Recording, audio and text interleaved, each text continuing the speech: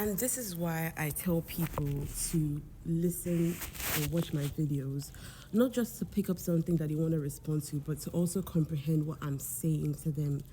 All right? I never said anything about I didn't want to be a mother. I was intending that message to narcissistic mothers. I never said that all mothers are narcissistic either. I said some mothers are narcissistic, all right?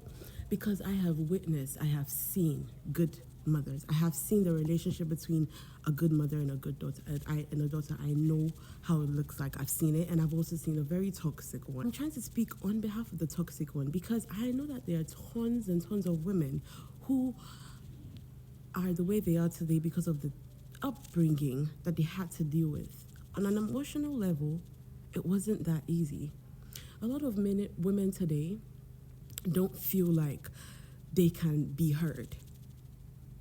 A lot of women today don't feel like they are enough. A lot of women today don't feel like they can ever be right. And this constantly affects the entire generation. Because let me tell you, you see the saying, when you train a woman, you train an entire generation. It is true. All right? Because women are literally upholders of life. So when we have this kind of generation of insecure people, people who don't feel heard, people who feel like, okay, they're not enough, where do you think it's all striving from? A lot of people today, a lot of women today may have gone through abuse, but they don't even feel like they can talk about it because of the fear. Because there's something a narcissistic mom will do to you, eh? Even if it's not your fault, she would blame you for it. And when you are constantly being blamed for things that are not your fault, or even when something is done to you, even you feel like, oh my God, I'm at fault, you have this trauma that's going to stick with you forever. You always feel like you can't speak up because you feel like you're going to be judged wrongly, or you're not going to be understood. And this creates the society that we live in today. The faster that we agree to the truth, we don't sugarcoat the truth, right? The faster that we tend to agree and say that, okay, this is how it is. And let's not even say, oh, they don't apologize the way we expected to. Come on. Human beings have hearts. You plant seeds of emotions and they grow into trees as they're growing up. So if you always make your child feel like they can't communicate with you and they feel safe, why would you think that in the future something is going to change? If you're always constantly comparing your child, why would you think in the future they would feel equal to their mates? Why would you think they wouldn't battle with self-depressive thoughts? Why wouldn't they battle with that if they had to deal with constant comparison, constant mistreatment? That is what creates the society that we are seeing. Every child you're seeing here is just a grown-up child. Every adult you're seeing is just a grown-up child. That baby, that child in you that felt bad about something is still there.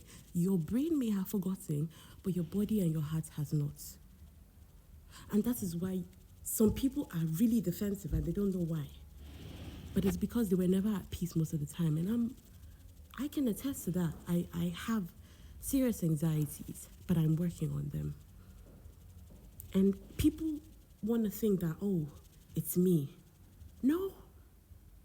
You can't judge an entire person's personality based on the chapter that you walked in on. You can't judge somebody's life based off of the chapter you walked in on because you don't know what the person might have gone through.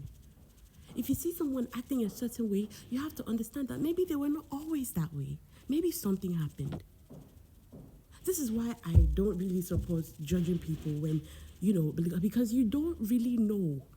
If you see somebody having a character of being, on their own, and you don't really know what made them be so distinctive, so you don't know. So you don't just stay and judge a person and label the person as, oh dear. What if they were very bright before, but some incidents? Do you get me? I want to break cycles. I don't want to make my daughter feel emotionally unsafe around me. And that's how a lot of black daughters feel. Let's not lie about it. Okay? How many black daughters have a relationship where they can tell their mom when something goes wrong with them and not expect to get, like, or even when they finally convince you to tell them, they probably teach you what betrayal is by going behind your back and saying stuff that they promise not to, or stuff like that. Like, your first bullies most times is from your family. Funny. Do you get me?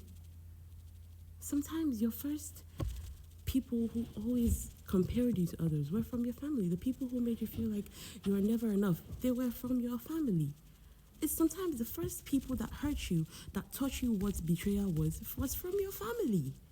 So if we can start fixing that dynamic and knowing that, okay, the mother is actually what holds a home together, let's not even lie. Because a home without a mother, you can see how it is. So when we fix what is supposed to be fixed, we would produce a whole new generation of lovely, healthy, emotional people, because they feel emotionally safe to speak up when things go wrong. They don't feel like, do you get me? So yeah, I do want to be a mother, a sweet one. I want to make a change.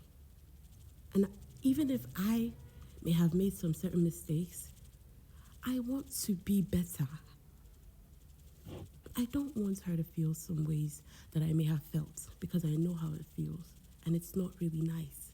And a lot of women know what I'm talking about. So when we see the truth, please, let's be able to talk about it. Don't try to make me feel bad for saying something that a lot of people know is true just because you're too scared to talk about it. I will talk about it because it's true.